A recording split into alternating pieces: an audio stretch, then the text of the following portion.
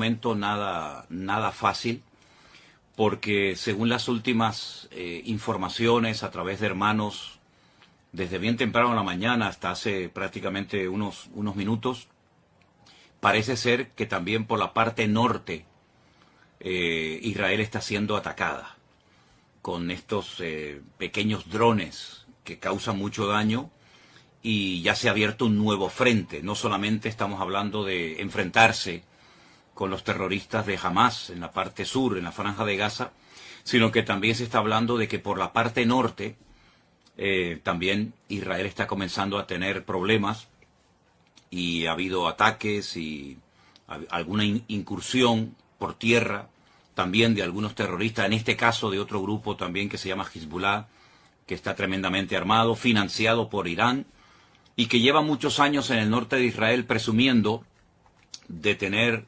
miles. Ellos hablaban de 150.000 misiles. Bueno, no sé si será verdad o no, pero lo que está bien claro que este ejército de Hezbollah en el norte es un ejército muy bien preparado, con muchas armas, y no es la primera vez que se enfrentan a Israel. Hay temor, hay mucha incertidumbre acerca de lo que va a pasar. Mi hermana querida Susana, desde Galilea, me llamaba esta mañana y hablábamos un buen rato y me comentaba cómo está la situación. Ya digo, hay mucha incertidumbre, mucho temor. 300.000 personas que forman parte de la, digamos, de la reserva, personas que han estado en el ejército, pero que han vuelto a ser llamados para apoyar a los que están allí combatiendo, han sido llamados. En fin, todo esto está moviendo, está sacudiendo las estructuras, no solamente de Israel, sino que está el Señor hablándonos y dándonos un mensaje, yo creo, muy claro. Yo dije en cierta ocasión, en los días del confinamiento, ¿se acuerdan ustedes? Por allí, por marzo del 2020, que Dios le estaba hablando al mundo con lo que estaba sucediendo. Pero, sobre todo, era un tiempo especial para que la iglesia recapacitara y reflexionara acerca de lo que estaba pasando. Aquellos hermanos que me decían o que decían, no tengo tiempo para orar, para leer la Biblia, para estudiar la palabra, yo les dije, pues vais a ver cómo vais a tener tiempo. Ahora vais a tener bastante tiempo, porque vais a estar encerrados muchos días, semanas y probablemente hasta meses, para que esa excusa de que no tengo tiempo ya sea desterrada definitivamente de vuestras vidas. Por lo tanto, yo creo que en aquellos meses, en aquel tiempo, 2020, el Señor estuvo tratando con la iglesia, con cristianos tibios, cristianos que se habían dejado de congregar por diferentes motivos, muchas personas que comenzaron a leer la Biblia por primera vez en su vida y tuvieron un encuentro personal con Cristo.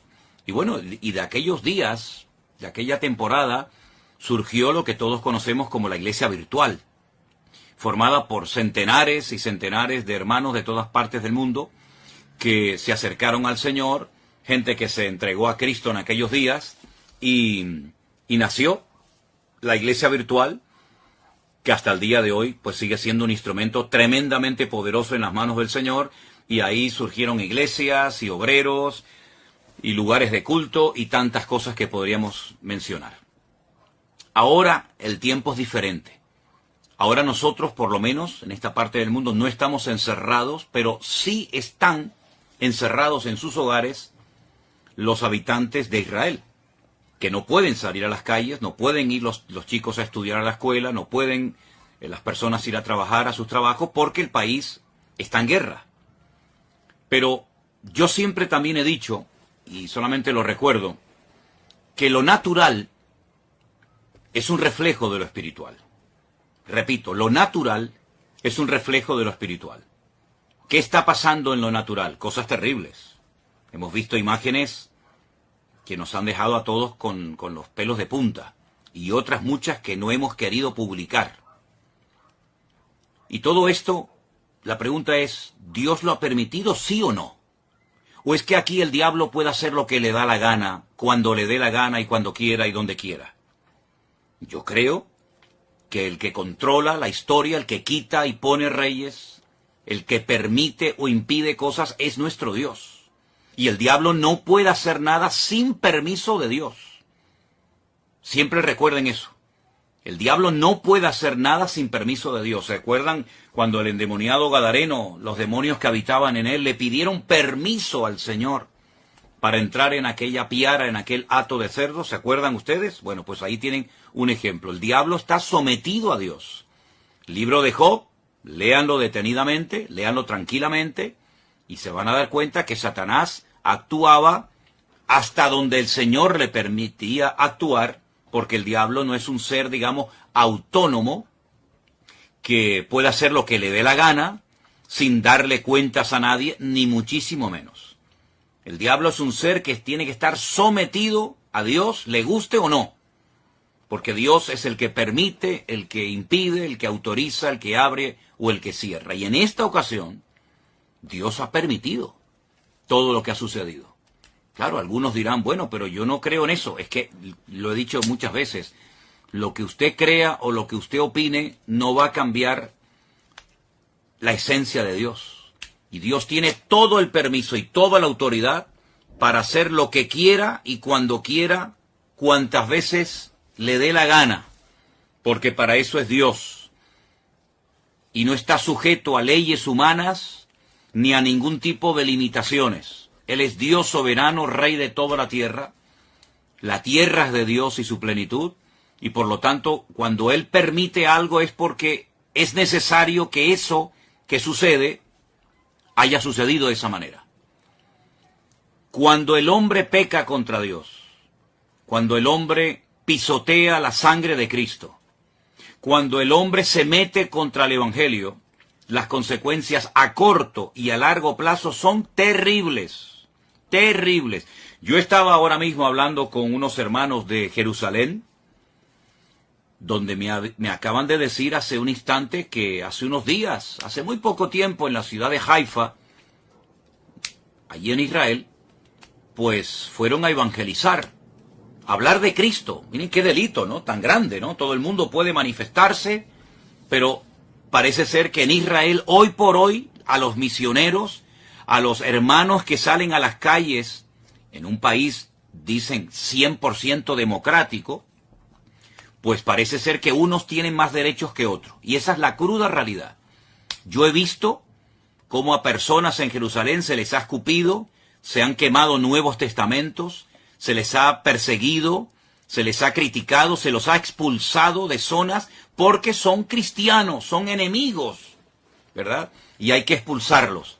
Pero luego, sin embargo, se hacen otras manifestaciones, otros colectivos totalmente antibíblicos, incluso algunos que hasta odian y oran en contra del Estado de Israel, se les permite salir con sus banderas, con sus pancartas y hacer todo tipo de manifestaciones en público, pero a los cristianos no.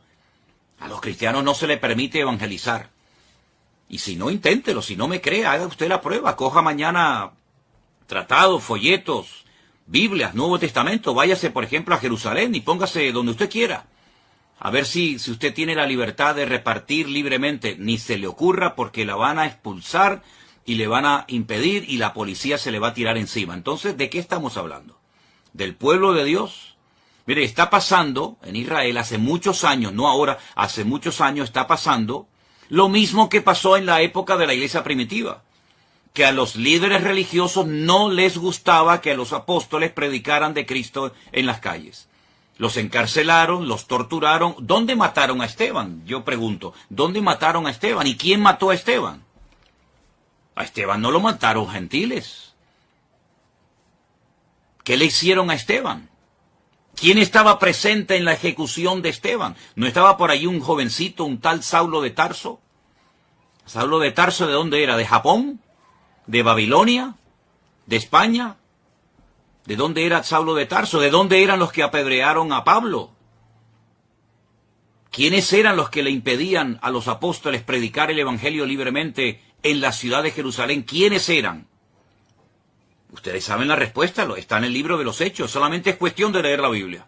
Entonces es exactamente lo mismo, pero ya no estamos en el siglo I, Estamos ahora ya en el año 2023 y todavía en Israel está prohibido evangelizar.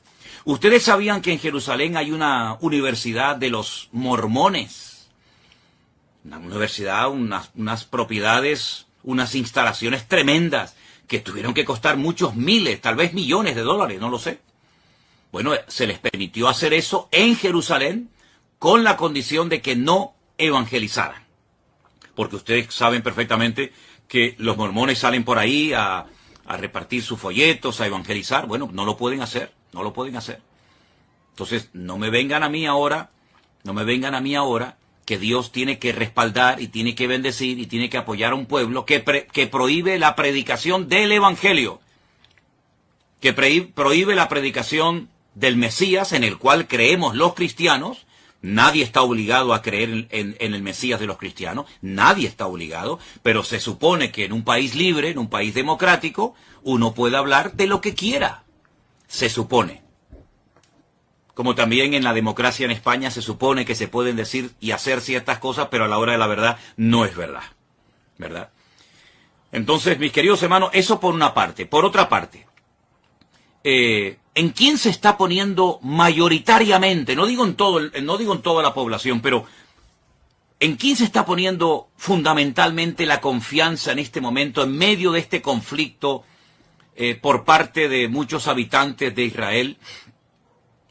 En un señor norteamericano que apoya a ciertos y determinados colectivos que todos sabemos cuáles son y qué es lo que pretenden, colectivos que precisamente interrumpieron una reunión de oración a judíos ortodoxos en Jerusalén, y esa reunión que se iba a celebrar en Jerusalén con el día y las festividades del Yom Kippur, etcétera, no fueron interrumpidas por extranjeros ni por cristianos, fueron interrumpidas por judíos, habitantes de Israel, que se levantaron contra sus compatriotas a prohibirles que oraran, que leyeran la Torá, que hicieran teshuvá, y los que me están oyendo y son de allí sabéis a lo que me refiero, se les prohibió y se les expulsó. Donde se han hecho manifestaciones totalmente antibíblicas y ante los principios morales y espirituales de la colectividad religiosa de Jerusalén. ¿Dónde se han hecho esos desfiles? ¿No han sido en la ciudad santa de Jerusalén? Entonces, hermanos, cuando estas cosas ocurren, no ocurren por casualidad. Las cosas no ocurren porque al diablo se le ocurrió zarandear ahora a este país y no. Vamos a ver, las cosas ocurren con un propósito. Y ni una hoja de un árbol se mueve si no es con permiso de nuestro Dios. ¿Sí o no? ¿Cuántas veces lo hemos dicho? Que no se produce, no ocurre nada sin permiso de Dios. Y Dios ha permitido en este momento que se hiciera el ridículo y que la gente todavía, tanto en Israel como fuera de Israel, se estén preguntando, ¿pero qué ha pasado? ¿Qué ha pasado con el servicio de inteligencia tan poderoso que tiene Israel? ¿Qué ha pasado con los soldados? ¿Qué ha pasado? ¿Se han quedado dormidos? ¿Cómo es posible que más de 1000 terroristas se hayan infiltrado en territorio israelí y hayan hecho una masacre terrible que aunque algunos políticos, incluida la vicepresidenta de nuestro país, de España, no ha querido condenar, y otros tantos políticos en su hipocresía y en su populismo, ¿verdad? Pues esto ha sido algo terrible. Esto me recordaba a mí a los tiempos bíblicos, cuando se peleaba contra filisteos y amorreos y aquellas matanzas y aquellas cosas terribles que nos cuenta la historia. Pues lo hemos visto hace unos días en televisión, como centenares de personas corrían despavoridas como conejos asustados por el desierto del sur de Israel y eran como presas de caza disparándoles a discreción, a diestra y a siniestra, y hemos visto cosas que ni siquiera quiero mencionar.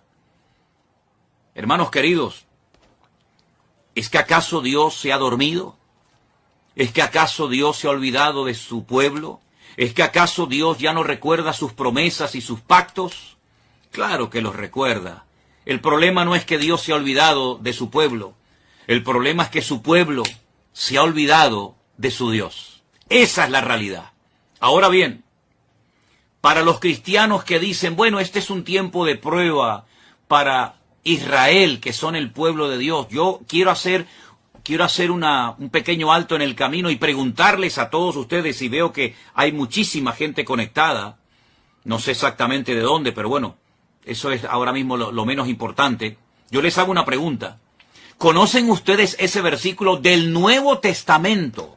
No del Antiguo Testamento, del Nuevo Testamento que leen millones de cristianos todos los días, pastores, evangelistas, maestros, etcétera.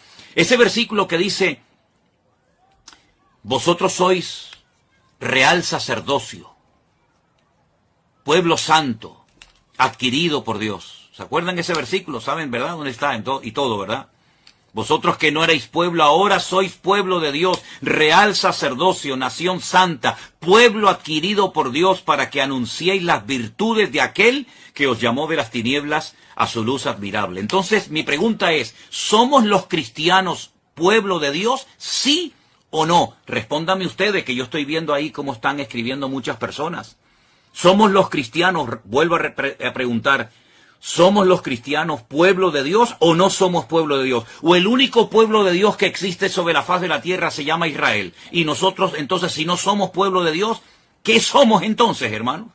¿Qué somos entonces? Si no somos pueblo de Dios, somos otro pueblo diferente. Dios tiene entonces dos pueblos, uno judío y uno gentil. O Dios tiene un solo pueblo, y a ese único pueblo pertenecen judíos, españoles, japoneses, americanos, latinos. Dios tiene un solo pueblo. Entonces, si somos el pueblo de Dios, y yo creo que en eso, no lo sé, estaremos la inmensa mayoría de creyentes de acuerdo. Si somos el pueblo de Dios, y veo que muchos están contestando, sí, pastor, sí, somos el pueblo, muy bien, pues entonces a todos los que están diciendo que sí somos el pueblo de Dios, y a los que no lo están contestando, pero saben que somos el pueblo de Dios, yo les quiero leer estos versículos.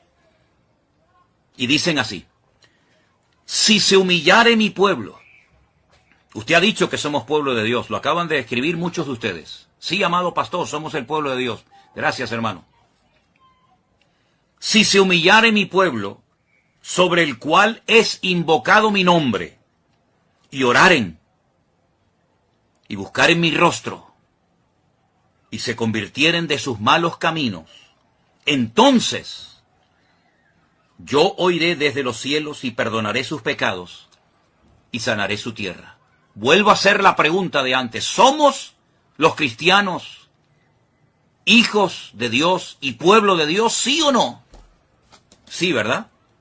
Pues entonces, ¿qué estamos esperando para, como pueblo de Dios, humillarnos, invocar su nombre, orar, buscar su rostro, convertirnos de nuestros malos caminos, dejarlos a un lado? ¿Qué estamos esperando, hermanos queridos? Sí, ya veo que saben el versículo dónde está y todo. Segunda de Crónicas 7:14, efectivamente, ese es, mi hermana Mónica. Segunda de Crónicas 7:14. Pues si somos el pueblo de Dios, seamos coherentes con lo que decimos. Porque es una incongruencia decir somos pueblo de Dios para lo que nos interesa, y ahora que está viniendo la hora de prueba a todas las naciones de la tierra, decir no, eso ahora es para los judíos. Entonces, ¿en qué quedamos? ¿Somos o no somos el pueblo de Dios? No seamos hipócritas, no seamos fariseos, no seamos pueblo de Dios para las promesas y para los privilegios y para las bendiciones, y después resulta que no somos pueblo de Dios cuando viene la ira de Dios, cuando viene la justicia de Dios, etcétera, etcétera, etcétera. Hay un mensaje muy bonito que el Señor le da a una de las iglesias que son mencionadas en el libro del Apocalipsis. Y dice lo siguiente: yo conozco tus obras, he aquí que he puesto delante de ti una puerta abierta, la cual nadie puede cerrar, porque aunque tienes poca fuerza, has guardado mi palabra y no has negado mi nombre. ¿Qué le parece? Por cuanto has guardado la palabra de mi paciencia, yo te guardaré de la hora de la prueba que ha de venir sobre el mundo entero. Ahora les digo dónde estoy leyendo. Yo te guardaré de la hora de la prueba que ha de venir sobre el mundo entero para probar a los que moran sobre la tierra. ¿A quién van dirigidas esas palabras, hermanos? ¿Solamente a los judíos? No. Esas palabras las escribió el apóstol Juan porque el Señor Jesucristo, el que murió en la cruz y resucitó al tercer día, le dijo, escribe lo que has visto, lo que has oído, lo que es y lo que será, y envíalo a las 7 iglesias. Y este mensaje va dirigido a la iglesia de Filadelfia. Yo sé que en España la iglesia de Filadelfia son las iglesias de los hermanos gitanos, pero la iglesia de Filadelfia era una congregación que existía hace 2000 años en la zona de Turquía, de Asia Menor, y fueron palabras dirigidas por Cristo a una iglesia, a su pueblo. Apocalipsis capítulo 3, del versículo 7 en adelante. Yo te guardaré de la hora de la prueba que ha de venir sobre el mundo entero para probar a los que moran sobre la tierra. He aquí yo vengo pronto, retén lo que tienes para que ninguno tome tu corona. ¿Qué le parece? Somos el pueblo de Dios, ¿verdad? Muy bien. Pues entonces vamos a comenzar a poner en práctica Segunda de Crónicas 7:14. Vamos a comenzar a humillarnos. Vamos a dejarnos ya de perder el tiempo. Vamos a dejarnos de utilizar las redes sociales para tonterías. Y vamos a utilizar todos los recursos y medios habidos y por haber que el Señor ponga a nuestro alcance para predicar la palabra de Dios, la sana doctrina, lo que Cristo quiere que prediquemos, y no perdamos el tiempo en aquellas cosas que no edifican y que no son de Dios. Pueblo de Dios es aquel hombre y aquella mujer, da igual si es judío, japonés, coreano, español o latino, da igual. Pueblo de Dios es todo aquel hombre y toda aquella mujer que ha sido, voy a utilizar un término bíblico, lavado, comprado, redimido por la sangre de Jesucristo. Esos son el pueblo de Dios. Dios no le va a pedir la nacionalidad o el pasaporte a nadie. Pueblo de Dios somos aquellos hombres y mujeres que hemos abrazado a Cristo, hemos creído en Él y lo hemos hecho nuestro Señor, nuestra cobertura y nuestra autoridad. Por eso cuando yo veo al pueblo de Israel casi rogándole, suplicándole al señor Biden, al señor de los Estados Unidos, que el pobrecito ya no sé ni cómo se puede mantener en pie. Por favor, ayúdennos, no nos abandonen, no nos dejen solos. Y vemos al señor Biden saliendo y diciendo, no les vamos a dejar solo, aquí estamos nosotros. Miren, escúchenme una cosa, si no claman ahora al Dios de Israel, los que viven allí, los que necesitan ver una manifestación poderosa del poder de Dios, si no claman a Dios, sino que se refugian y miran al tío Sam y miran a América, cuando termine esta guerra, que va a terminar, por supuesto, y que Dios la va a ganar, y que Dios la va a ganar, ¿quién se va a llevar la gloria? ¿Dios? ¿O los que ayudaron al pueblo de Israel? Porque que yo sepa, el señor Biden tiene de cristiano lo que yo tengo de obispo católico. Yo soy más obispo católico, hablando, bromeando, que el señor Biden de cristiano. El señor Biden de cristiano no tiene nada, nada, nada. Lo que apoya el señor Biden es antibíblico. Y ahora poner la confianza en el todopoderoso tío Sam, creyendo que ellos le van a salvar. Qué error histórico tan grande está volviendo a cometer, y con todo el dolor de mi alma tengo que decir, qué dolor tan grande me produce que el pueblo de Israel, el pueblo de la Biblia, el pueblo de las promesas, el pueblo de los apóstoles, el pueblo del Mesías verdadero, el pueblo de los profetas, tenga que mirar al hombre, cuando la palabra de Dios dice, maldito el hombre que confía en el hombre. Más bienaventurado el hombre que confía, o el pueblo que confía en el Señor Dios Todopoderoso. Miren, yo les voy a pedir a los que quieran un favor. Yo voy a pedirles que ustedes lean detenidamente el capítulo 14, el capítulo 15 y el capítulo 16 de Segunda de Crónicas. Repito, capítulo 14, capítulo 15 y capítulo 16 de Segunda de Crónicas. Lean detenidamente el reinado del rey Asa, hijo de Abías. Lean detenidamente y parece que estamos leyendo el periódico de hoy. Yo voy a hablar, Dios mediante, el domingo, en el culto que vamos a retransmitir por la tarde desde nuestra iglesia aquí en Santa Cruz de Tenerife. Voy a hablar de estos capítulos y de este personaje. Porque se vuelve otra vez a repetir la historia. Mira, cuando un creyente, pastor, profeta, evangelista, me da igual, porque usted sabe que hoy en día hay algunos en el ministerio que si no dicen lo que son, el doctor, el apóstol, como que se sienten mal, porque su identidad no se la da Cristo, su identidad se la da el cargo, su identidad se la da lo que hacen. Soy el presidente de la denominación tal, soy el director. Bueno, ustedes saben que siempre hay este tipo de personas. Mire, si esas personas con cargos, con autoridad, confían más en el poder de su denominación, o tienen más confianza en su economía, en su patrimonio, que en Dios, están totalmente perdidos. Están totalmente ciegos.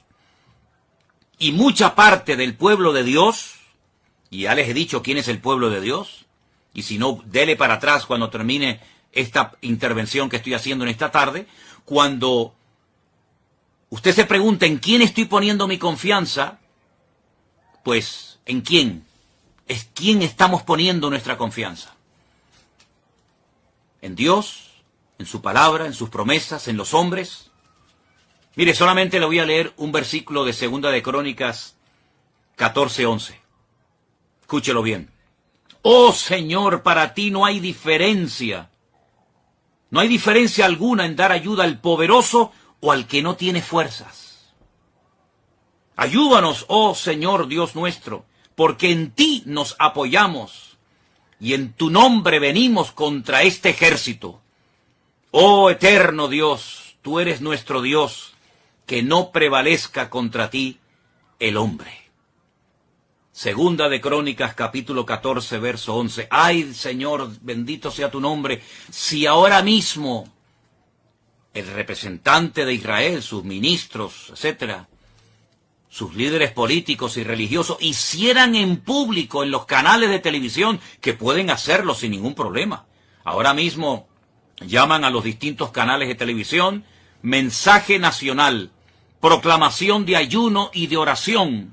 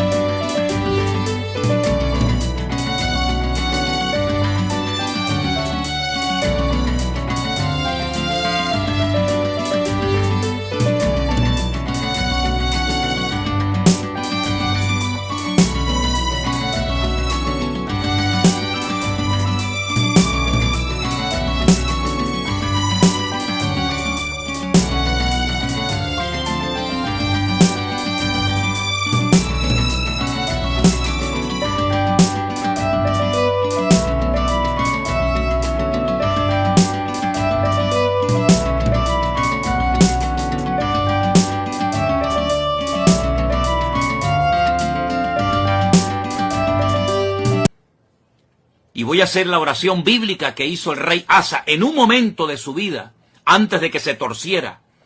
Oh Señor, para ti no hay diferencia alguna en dar ayuda al poderoso o al que no tiene fuerza. Ayúdanos, Señor Dios nuestro, porque en ti nos apoyamos. Hoy no puede decir eso Israel. Hoy no lo puede decir. No se están apoyando en el Dios de Israel. Se están apoyando en otras cosas, en otras personas. Maldito el hombre que confía en el hombre. Bueno, pues, si hicieran esta oración desde lo más profundo de su corazón, el problema ya está resuelto. Ya estaría resuelto en 5 minutos. Se acabó. Olvídense de Hezbollah, olvídense de los misiles, olvídense de los cohetes, olvídense de Hamás. Todo estaría solucionado en 5 minutos.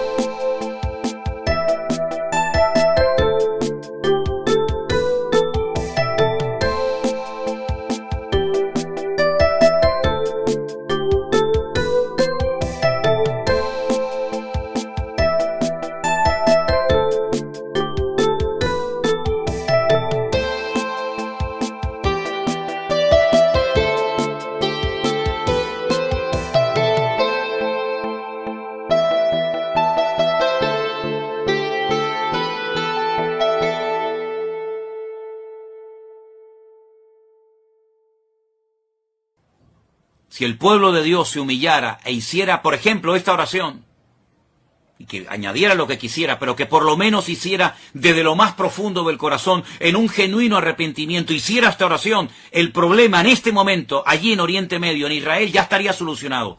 Las 300.000 personas, muchos hermanos nuestros que están ahora mismo allí, con su fusil, dejando atrás a sus familias, a sus hijos, si se hiciera esta oración a nivel nacional, así como cuando se para el país, cuando hay ciertas y determinadas festividades, y los que viven allí lo saben, y se bajan de los carros, se bajan de los coches y agachan la cabeza en señal de respeto y de reverencia. Si ahora mismo se parara Israel delante de Dios, hiciera esta oración, los de Hamás saldrían corriendo y nunca más volverían a atormentar a Israel, nunca más.